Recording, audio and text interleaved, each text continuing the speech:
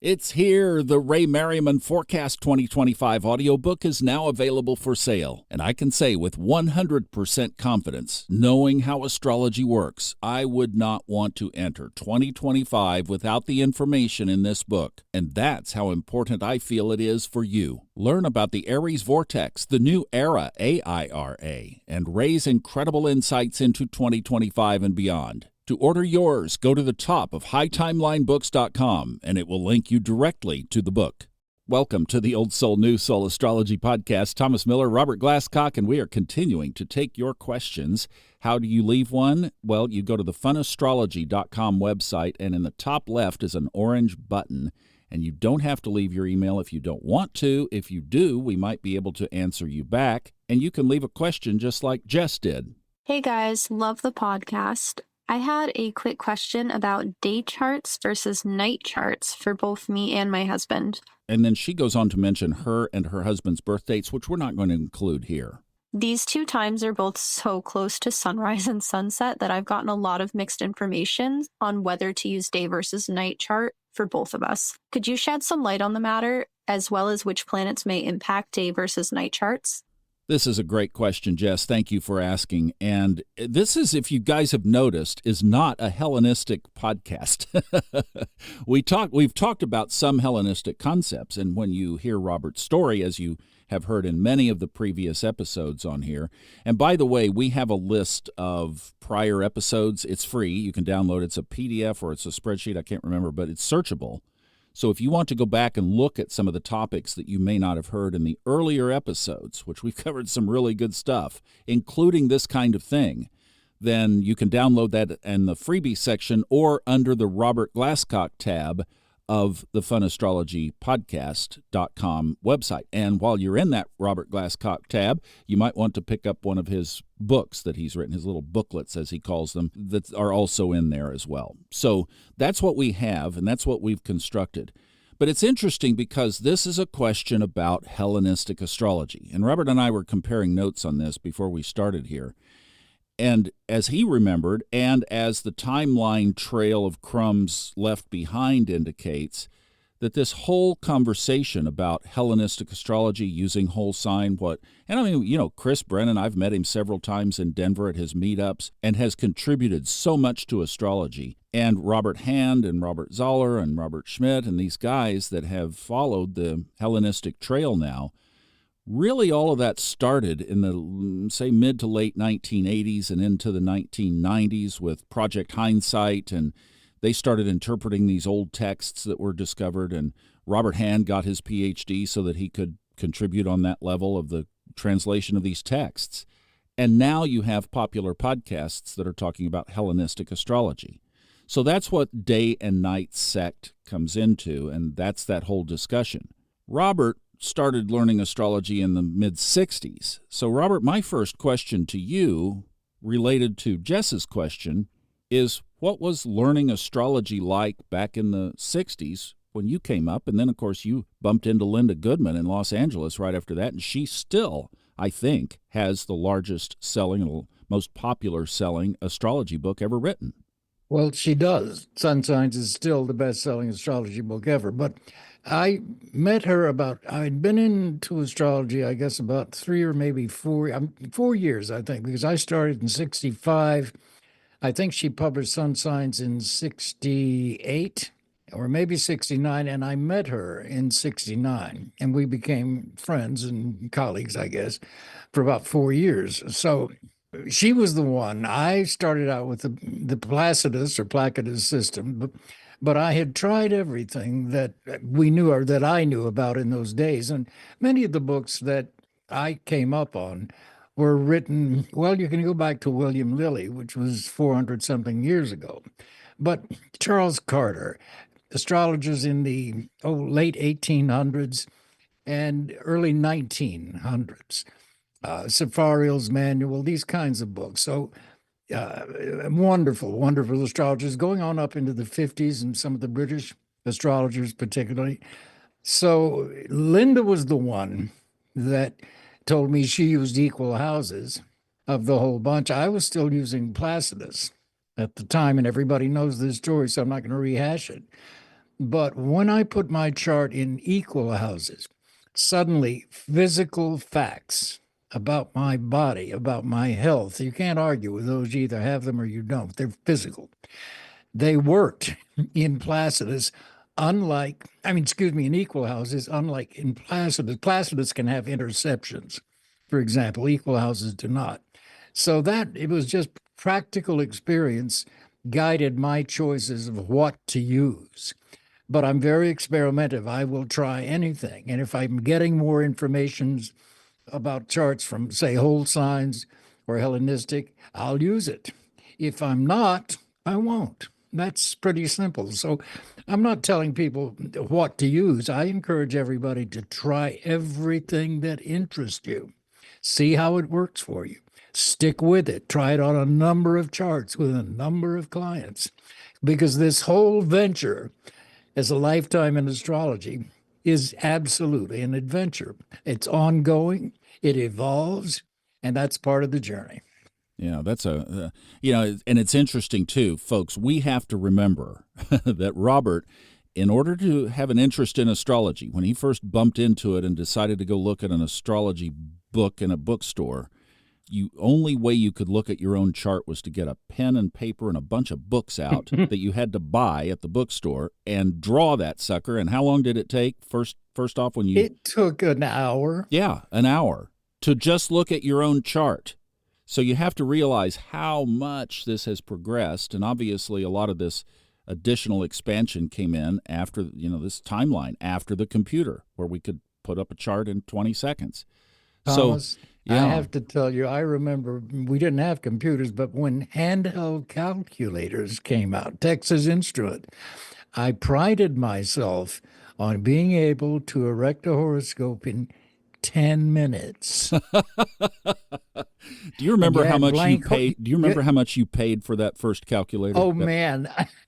I don't, because it doesn't matter. I remember my dad was a stockbroker, and I remember he came in with one, and of course it didn't have all the square root functions and all that stuff that they do now. It was just basic. And I remember clearly, it was probably in the mid-'70s. He paid $125 for it. So if you think about in the 70s, that would be like buying a small tablet computer now. I mean, that was expensive. Plus, you had to hand draw. We had blank chart wheels, so you had to hand draw the chart. But I was so proud. It was an accurate chart. I could do it in 10 minutes compared to an hour. That was a breakthrough. So, I mean, the pedigree that you have, what you bring to the table in these 200 and something episodes that we've done is you bring to the table somebody who bumped into Linda Goodman at the early days of your studying astrology. And then you've done so many readings over the years, so you've seen so many of these patterns. All of this information is ingrained. It literally just oozes and spills out of you. And you can predict deaths. You can tell people when to have children. Just these very practical life experience kinds of things that you dissect from the chart. I've looked at Hellenistic, and I didn't stay in it long enough because one of the reasons is I hooked up with you and just saw this very practical application of the way that you read a chart, which we've tried to bring to the table here in this podcast. So when you think about all the consultations that you've done, once you settled in on what you do now and what you've taught us, was there any need to go looking any further? I did. I reached a point, Thomas, and I remember this vividly. I started in 65, and by the time I got into maybe the mid-'80s, new books and new writers were always coming forward, and I would read everything I could get my hands on. But starting in the mid-'80s, maybe 20 years after I began to read these new books and think, I already know this.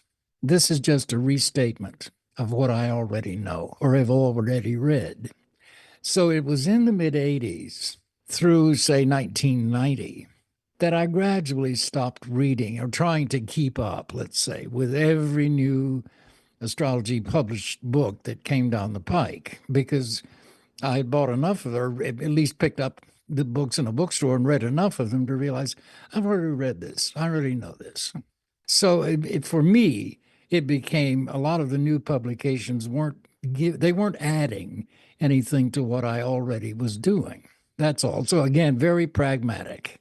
Okay, let's pivot this back to her question and talk about the sun related to the chart, because here's the deal. We didn't put the birth times in there, but she was born just a few minutes before sunset, and her husband was born just a few minutes before sunrise. My understanding of Hellenistic astrology is that anything, and I mean I'm talking about 1 minute, and that's not one clock time minute, that's one cosmic minute. So we're talking about if you had 15 degrees, 20 minutes is sunset, and you're born at 15 degrees, 19 minutes, you are a daytime chart. If you were born at or on sunset, then you would be a nighttime chart, and it literally is that precise. And the very degree and minute of sunrise and sunset always appears in the chart. In the equal house, the sunrise is the rising sign, and that's precise to the database from the Jet Propulsion Laboratory. We've talked about that too. That indicates when that time is set. So that, Jess, answers your question about how do you, I mean, just from a Hellenistic perspective, literally right up to the exact point in the chart of sunrise marked by the ascendant and sunset marked by the descendant. If you are below sunrise, you are a nighttime chart, even if it is 1/30th of 1 degree on the chart, you're a nighttime chart. And above it, you're a daytime chart. And then, of course, that gets into rulership, sect rulership, and there's a whole interpretation around that Robert simply doesn't practice. But he does practice what you do with the sun. So, Robert, if you were interpreting a chart, and let's say the sun was just below the horizon, just below that morning horizon, that would place it in the first house, and one tick above it would place it in the 12th house in the equal house system, and I would imagine that you would pick up from there. Yeah, the reason I don't bother with day charts, nighttime charts, I absolutely bother with where the life force is. Where's the sun? If it's around the ascendant, whether it's just above it or just below it in the first house, the life force in those charts is concentrated in the I-thou. This is Martin Buber. The I, our sense of I'm Bob Glasscock. I'm an individual. I'm a newborn. This is me.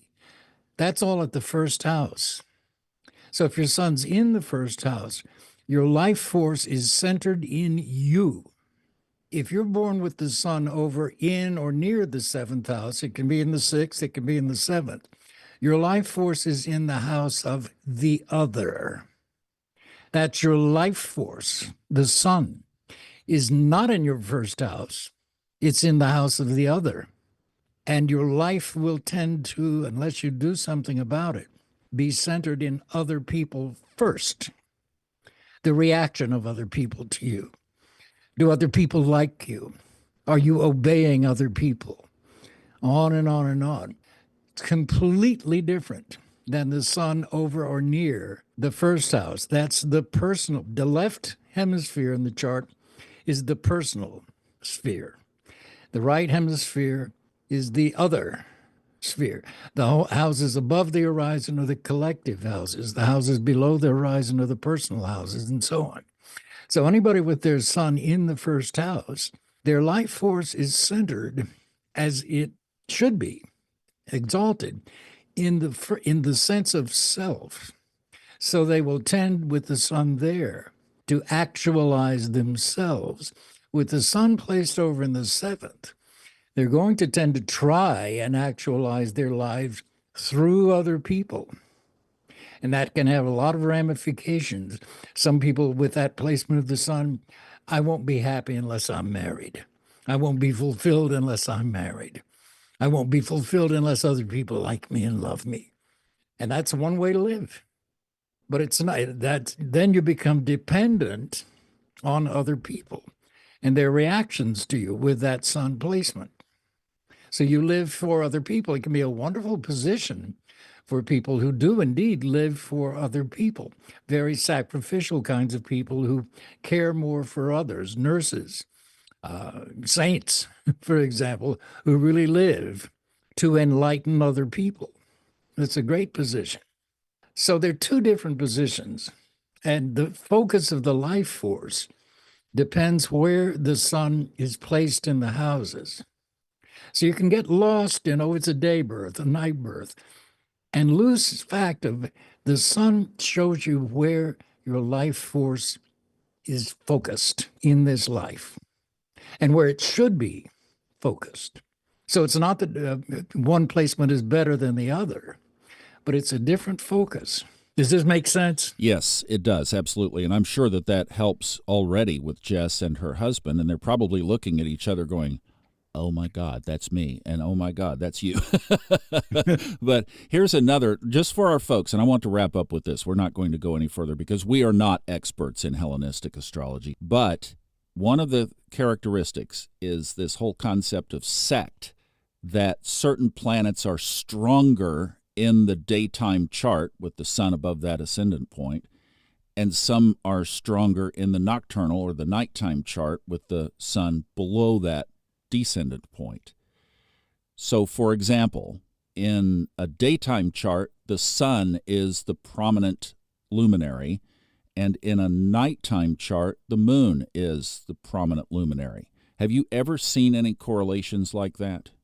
I personally have not paid attention to that alone. What I do pay attention to is accidental dignity or accidental debility. For example, the moon, no matter what sign it is accidentally dignified when it's in the fourth house because the moon rules Cancer, the natural fourth house sign. The moon is accidentally dignified when it's in the second house because that's the natural house of Taurus. The moon is accidentally debilitated if it's in the eighth house because that's the natural house of Scorpio. Saturn is accidentally dignified in the seventh house because Saturn is exalted in the sign of Libra, the natural seventh house sign. So those sorts of placements are things that I do use. And I think in some ways they correspond to the Hellenistic concepts of day and night births and dignities that way. All right, let me throw you another one because I respect a lot of folks are studying Hellenistic astrology, and I want to make sure we're not missing something that they're actually getting a benefit from. Let me give you another example on this same thing, stronger planets during daytime versus stronger planets at night. The greater malefic during the day, the greater malefic planet in Hellenistic astrology during the daytime is Saturn, and the greater malefic at nighttime is Mars. So when you look at a chart and you're focusing on Saturn and Mars, have you ever seen a separation like that? See, my practice and experience of strengths and weaknesses of planets is twofold. It depends on the sign they are in and the house they are in, regardless of day or night birth. The angular houses are always strongest, the first, fourth, seventh, and 10th. The succedent houses are the next strongest, and the cadent houses are the weakest. So angularity confers a strength. And the higher up, for example, Mars is at the top of my chart. It's a day chart. But Mars is the planet of highest elevation at the top of my chart. So I have a strong ego because the ego is ruled by the 10th house, basically. I have a strong ego identity in my Mars, which is in Libra. Not a great sign for Mars, but it's not a bad one because it does tend to weaken Mars's initiative. Mars in Libra tends to act according to what it thinks other people will be pleased by. And that's why it's considered weak in that chart. However, Mars in the 10th house is accidentally dignified because Mars is exalted in the sign of Capricorn. So I have a twofold Mars. In Libra, it's considered to be weak, but in the 10th house, its strength is exalted. So now it's my job as a person to understand what about Mars in Libra is weak? What makes that Mars, quote unquote, weak? Basically, with Mars in Libra. It's the desire to please other people first. That's what makes it weak. So see, and then according to this Hellenistic interpretation, Saturn in your 7th house in a daytime chart would be a greater malefic. In other words, Saturn would cause you more challenges than Mars would in your chart. Well, it does. not so much, that's what I'm saying. That's so why much, people are studying this. It rules my chart, but Saturn is in its fall in Cancer, the sign my Saturn is in. So there's a whole generation for 2.5 years of people born with Saturn in Cancer. However, my Saturn is exactly on my 7th cusp, in my 7th house, where it is accidentally dignified, because that's the sign Libra. Saturn in Libra is the sign of its exaltation. So Saturn in any sign, if it's placed in the 7th house, is still accidentally dignified, just like my Mars is. So I have Saturn and Mars both in signs that are considered weak for those planets. And they are. Saturn in Cancer is a very restless, changeable, defensive, sensitive sign, which doesn't go along with what Saturn's purpose is. It's supposed to be organized and disciplined and focused. Saturn in Cancer depends on its feelings and its moods, whether it's disciplined and organized and so on or not. But once I knew that about myself, then it became conscious, and I went, oh, I see. My moods, my moon, rules my capacity to achieve. So that made all the difference in understanding how to achieve the goals that I set for myself. And that didn't matter whether it was daytime, nighttime, or siesta time or anything. It was the house placement. Yeah, exactly. And I look at this from my own perspective. So Mars is glued to my sun in Scorpio in the 5th house. So Mars used to rule Scorpio.